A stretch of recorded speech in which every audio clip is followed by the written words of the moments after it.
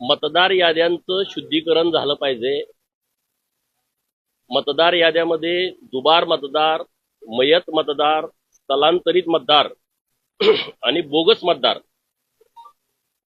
जे घुसखोर आहेत, मोठ्या प्रमाणामध्ये घुसलेले आहेत आणि ते वेगवेगळ्या लोकांचा गैरवापर करून आधार कार्ड काढणं, मतदार यादीमध्ये नाव लावणं आणि अशा पद्धतीचे जे चुकीच्या पद्धतीनं मतदार यादीमध्ये घुसलेले आहेत त्यांना दूर करण्यासाठी अत्यंत चांगलं काम हे केंद्र सरकार आणि राज्य सरकारने हातात घेतलेलं आहे।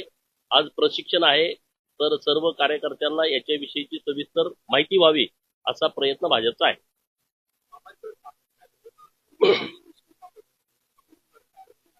नाही, ही परिस्थिती खरी आहे। काय काय राज्यामध्ये आता या मतदार याद्या शुद्ध झालेल्या आहेत आणि लाखाच्या पटीमध्ये मतं कमी झालेली आहेत। हे जे घुसखोर बांगलादेशी आहेत, रोहिंग्या आहेत किंवा अन्य काही घुसखोर आहेत, हे मतदार यादीत येणं हे आपल्या लोकशाहीसाठी सुद्धा घातक आहे आणि म्हणून अशी सर्व मतदार जे चुकीच्या पद्धतीनं मतदार यादीमध्ये घुसडलेले आहेत, तर ते दूर करणं अत्यंत आवश्यक आहे।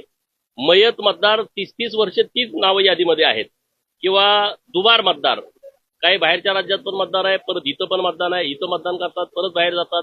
असे जे सगळे दुबार, मयत, स्थलांतरित लोक आहेत, 20-20, 30-30 वर्ष त्या पत्त्यावर नाहीत, परंतु बरोबर मतदानाच्या दिवशी कोणीतरी आधार कार्ड बोगस तयार करून तिथं मतदान करायला येतो, कोणी ओळखीचा पण नसतो।